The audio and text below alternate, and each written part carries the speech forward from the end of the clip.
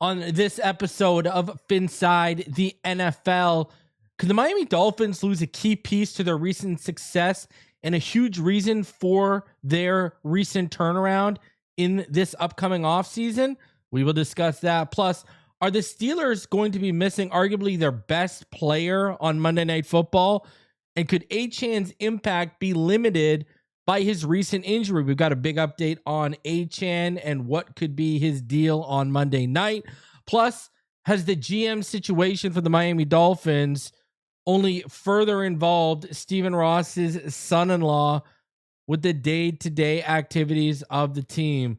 We will discuss all of that and so much more. Please do me the favor, smash the like button.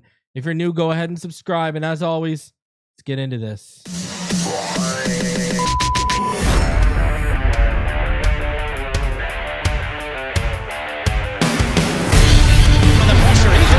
Loses the football. Touchdown! Got it! You have got to be kidding me. Jalen Waddle has a Dolphin touchdown. And he will score! Field down the near side, man open. Touchdown!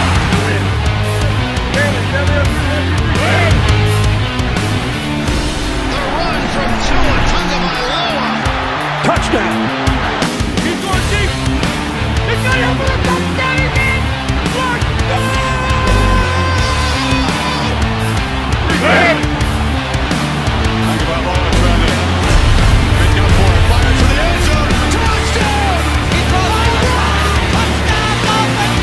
Beautiful day to be a Dolphin fan. Let's go!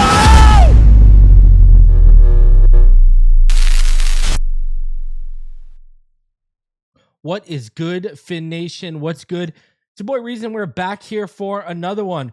Appreciate each and every one of you taking the time out of your day to come through for this episode. We got a lot to talk about. First thing I do want to say, I know I've been uploading a lot more recently, and it's just to get prepared because kind of really busy time of the season right now. My mom's birthday was this week. We have a party this weekend. Then the next day on Sunday, thank God we have a Monday night game because it's my youngest daughter's 5th birthday, and we're getting ready to come down to Orlando next week. And, I'm going to have some uploaded videos next week after we're live throughout the early portion of the week while I'm out of town. So it's just been, a crazy time of the year right now. So I apologize to all you, but I will be live for Monday Night Football. We'll be live for a post game. Then I'll be live Tuesday with Neil. Then we'll be live Wednesday with Richmond and ball game.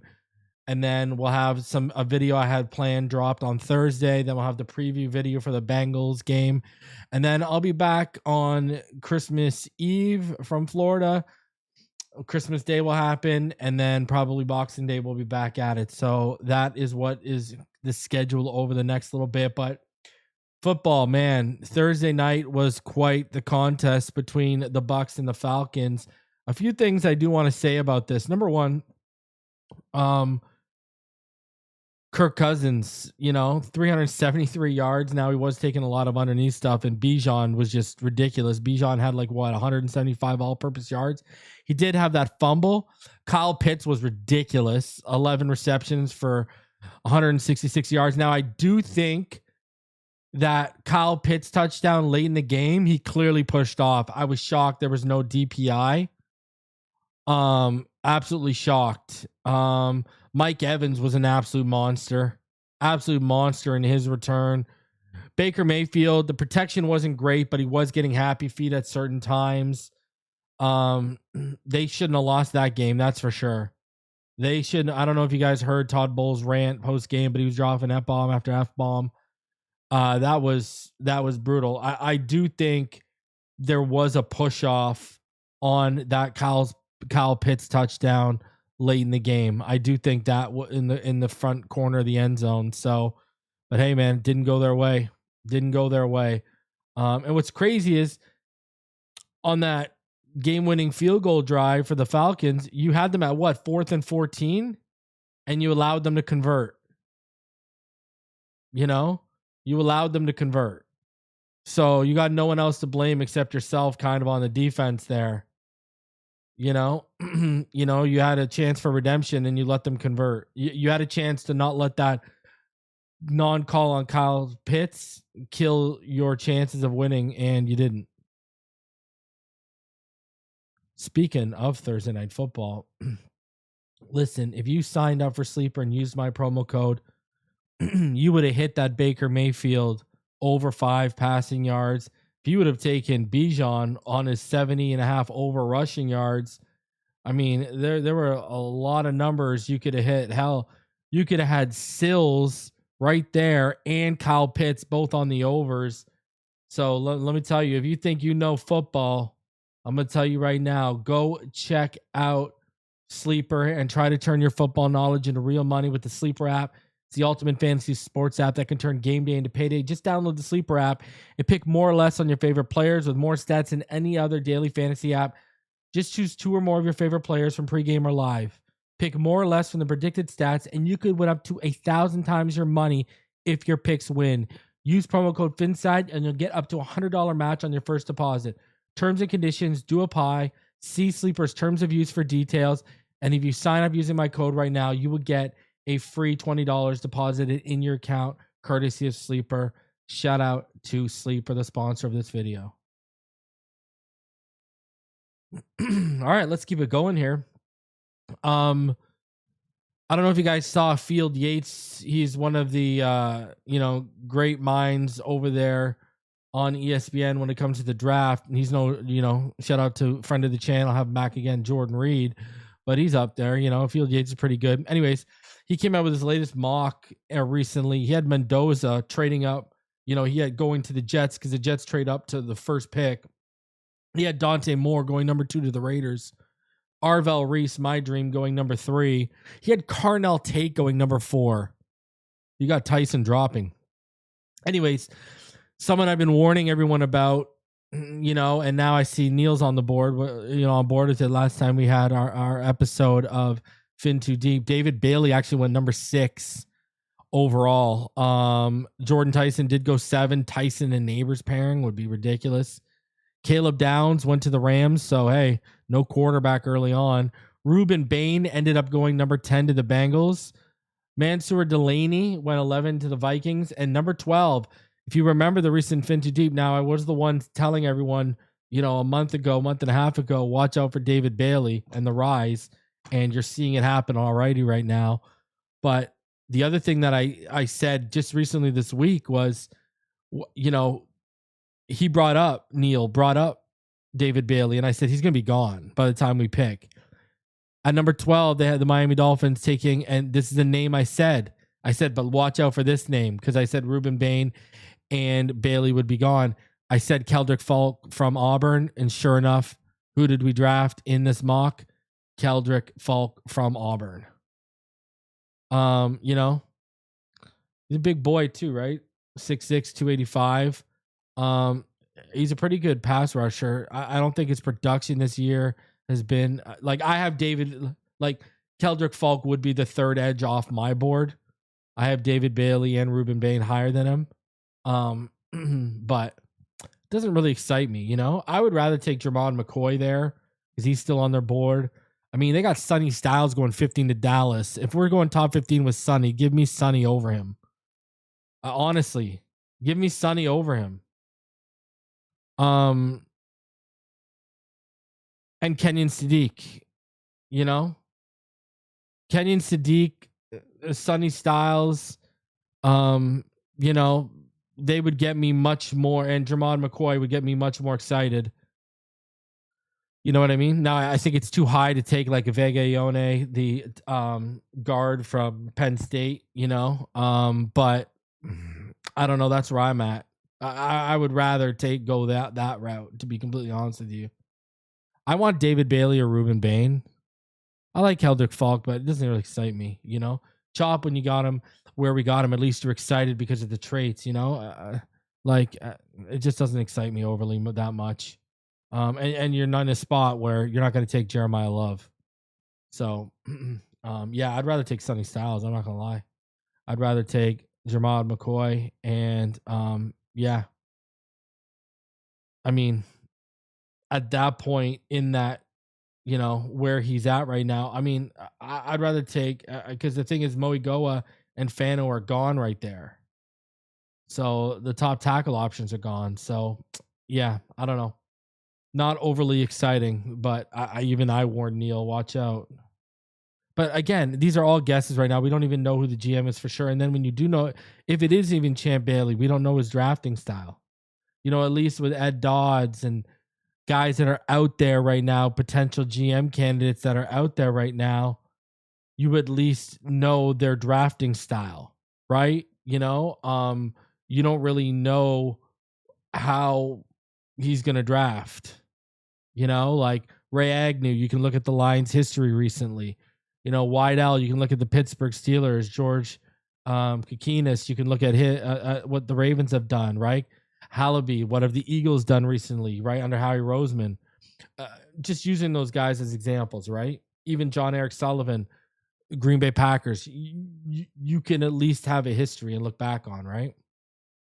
So, yeah, I find that very, very interesting. So, anyways, and then I want to talk about this too. TJ Watt, some crazy stuff going on with the whole TJ Watt thing. If you guys didn't know right now, TJ Watt, he had a lung injury. It occurred during treatment at the team facility on Wednesday. Watt has been hospitalized since then.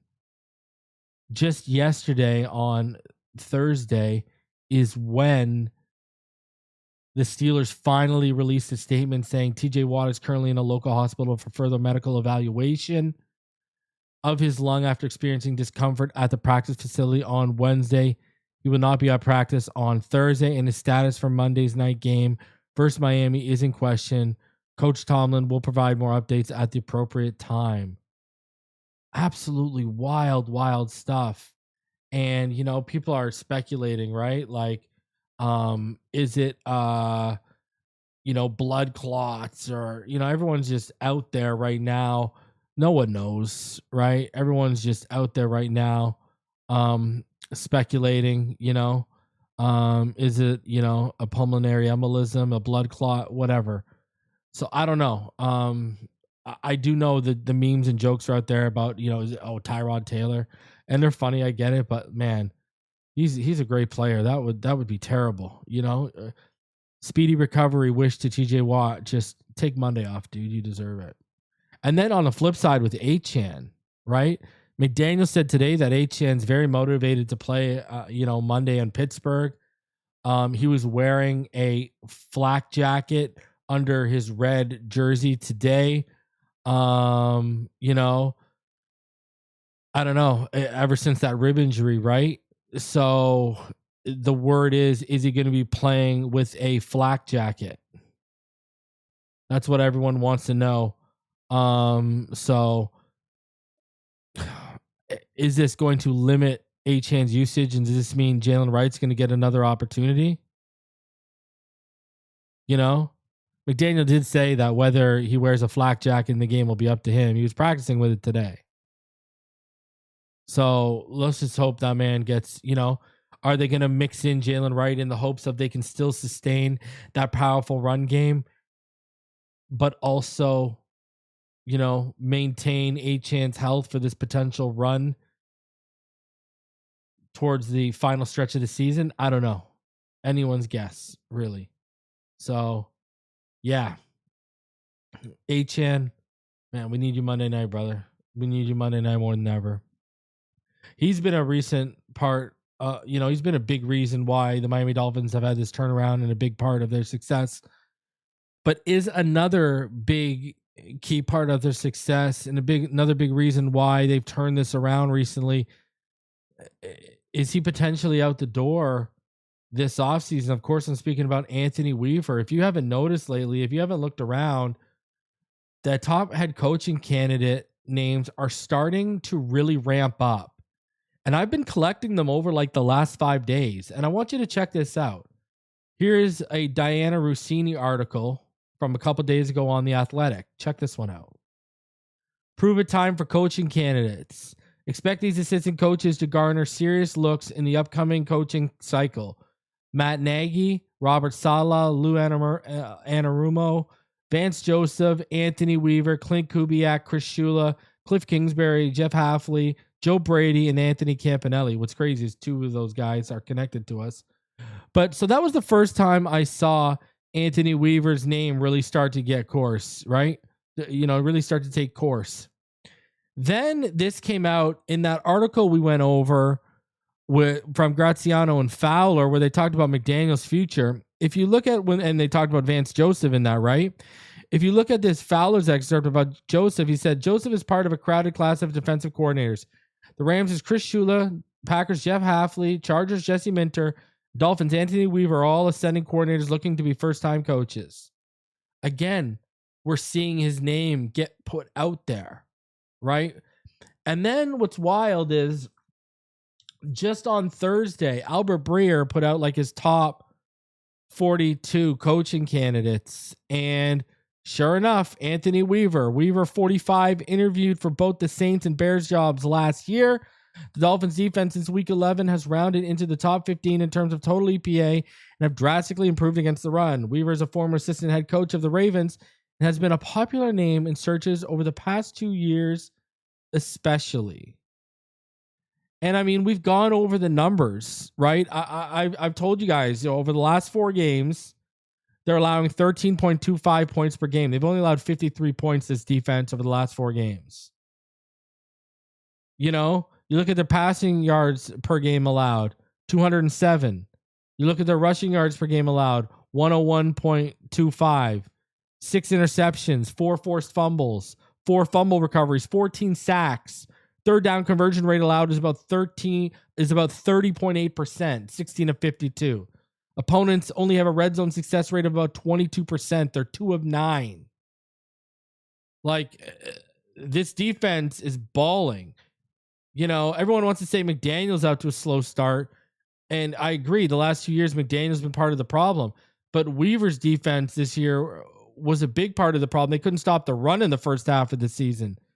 Let's not kid ourselves. His unit was out to a slow start. And now they're looking, I keep saying this, they're looking like the team we thought they would be defensively out of the gate. And if we would have had that team defensively out of the gate, this team would be very, very scary, and we probably have 9 wins right now. We wouldn't have lost to Carolina, wouldn't have blown that 17-point lead.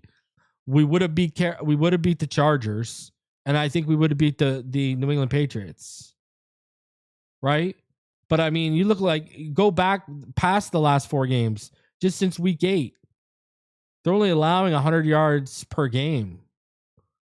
That's 7th best in the NFL. Jacksonville under Campanelli is allowing 73.3 yards per game since week 8, which is ridiculous. Absolutely ridiculous. But that red zone percentage, I told you guys, that 22% success rate allowed, that's number 1 in the NFL.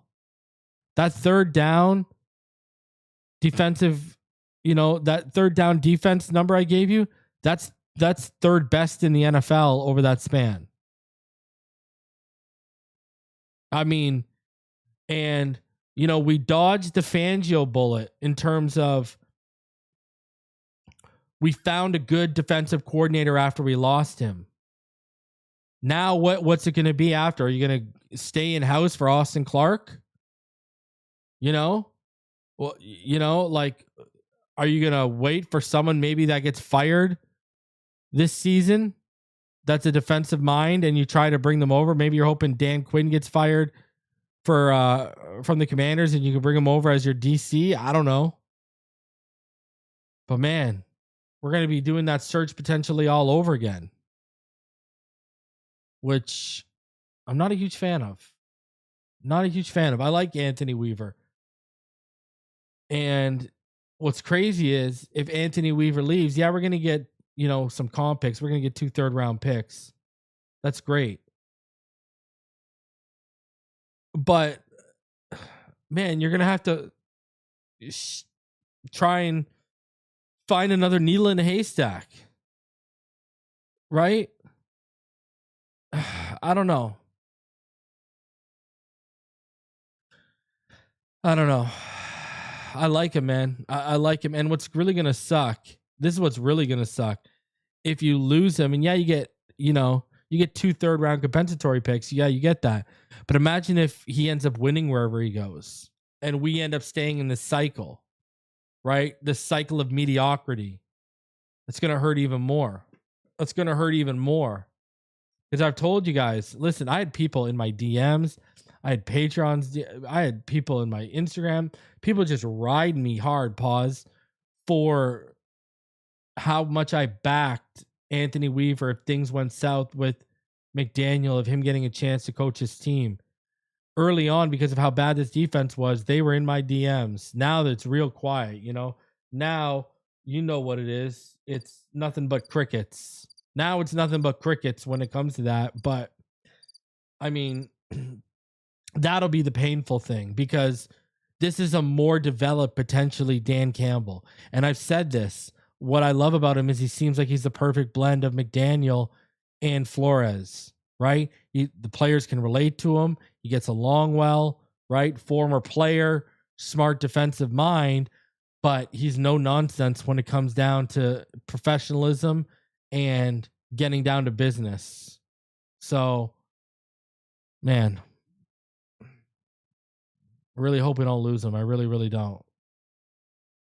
So, now another candidate that was named in Albert Breer's 42 coaching candidates was Frank Smith. He said Frank Smith has been a mainstay on our list for the past few seasons, with his former head coach at Butler, Jeff Forrest, telling me from a previous list that interviewing him was one of the most unique experiences I ever had. When Frank and I started together, we hadn't won a game in 2 years, an 18-game losing streak. He became my right-hand man, and in 4 years, we were 11-1, won a championship, and he was the offensive coordinator doing the whole thing. I became his assistant coach at some point. As the totality of Miami's roster building struggles comes into full view, seeing Smith and Mike McDaniel build a successful offense without much in the way of resources continues to be a strong case in Smith's favor. He was last interviewed for a head coaching job with the Panthers in 2024 when they hired Dave Canellis. So there you go. Frank Smith gets a little bit of love. I think Anthony Weaver is going to be the more likely to be hired than him for sure. Now, on Albert Breer's Monday Morning Quarterback, someone got through a question that I think a lot of people have wondered, and that's why I'm going to go over it. Now, he kind of repeated a little bit of his narrative that he did when we played that podcast clip a couple weeks ago about Brandon Shore, which I'd already been out ahead of and told you guys. But look at what he said. He was asked, what are the Dolphins' chances of landing a quality GM if they try and force McDaniel on them? Dan, this is a good opportunity for the Dolphins. Let's start here. I believe there's a good chance that Miami comes out this year with a Rams or Lions type of structure. My understanding is the cap chief, Brandon Shore, has already taken on a bigger role in the organization, part of a three-headed monster that Mike Dissner has in Detroit or Tony Pastors has in Los Angeles. In that setup, you have a head coach, GM, and a cap analytics chief reporting to the owner. So new GM or incumbent Champ Kelly, if he wins a job, would be coming in with Shore, working alongside him as a resource, and a head coach who realistically gets a year to evaluate. Meanwhile, Tua Tagovailoa has 1 more year of guaranteed money left, with the flexibility to draft another quarterback in 2026 or wait for what could be a strong class in 2027. That, to me, isn't bad. You have a playoff coach and a playoff quarterback on hand and 1 year to get a test drive out of them. Then you either go forward with one or the other or both, or blow it up and bring your own guys in 2027. Barring a collapse from the Dolphins down the stretch this year, that might create another set of decisions for the team. Now, with all that established, it will be worth prospective GM candidates investigating the future of ownership as Stephen Ross's son-in-law, Dan Silman, becomes increasingly involved. And this is something we've talked about, Dan Silman's involvement. You know, I've already said this is a guy who married his daughter, and his experience is selling broadcast rights for UEFA, like Champions League football, for soccer. You know, European soccer, this guy sells the marketing and the television rights for. And, you know, I already warned you guys, I could see the writing on the wall when he was popping up in articles about decisions at the DM for the GM going beyond his desk. Remember before Greer was fired, when it said, you know, Garfinkel, Ross, and Silman would be involved. And I said, don't forget Brandon Shore. And sure enough, here we go. And I think worth investigating is, you know, Dan Stillman is learning the day-to-day from Stephen Ross, and he's going to be the one that when Stephen Ross hands the team off, however way he does it, whether passing away or just stepping down his side to his daughters, Dan Stillman is the one that's going to be trusted to then relay the day-to-day to them and be an executive they can lean on, right? He's in the family business. He married one of the daughters. So it seems like, or the other avenue is he's going to be running day to day and they're just there to collect the check and sit there and look pretty in the skybox.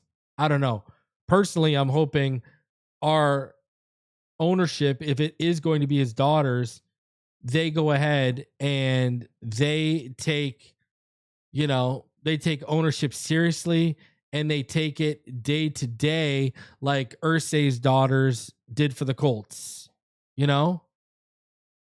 I don't think that's a meme. I don't think that's funny. I don't think that's a joke that she's on the sideline with a headset and overseeing everything. I think that's impressive. I think that shows she wants a need to get better. Not just relying on other people, learning the game for yourself, learning the in and outs in yourself, and then that'll help you pick out better football minds, because then you'll be able to have more educated conversations, right? And because your mind will be evolved in terms of football. So I respect it. I don't mock it. I hope he's learning the day to day right now. So when they take over, it's an easier transition for them. They have someone familiar with everyone, familiar with the facilities, familiar with everyone in charge that can catch them up to speed. And then they can basically say, hey, you can be a part of this, but we'll take it from here. I hope that way it goes. I hope it's not, hey, we're just going to be hiding the shadows. You're going to be our front man and you're going to make a lot of the decisions because our dad showed you what to do. I hope that's not the approach. So anyways, ladies and gentlemen, smash that like button, subscribe if you are new. If you have listened this far, I want you to do me a favor in the chat. Let me know. Do you want me to drop the preview show on Saturday morning, or do you want me to drop it on Sunday morning, basically before football starts on Sunday, the day before Monday night game, just to kind of get y'all, revved up on the day of? Let me know. Put it in the chat below if you've watched this far. If you have watched this far, do me a favor, smash the like button. If you're new, subscribe. And as always, fins up all day, every day. Appreciate each and every one of you. I'll see you on the next one.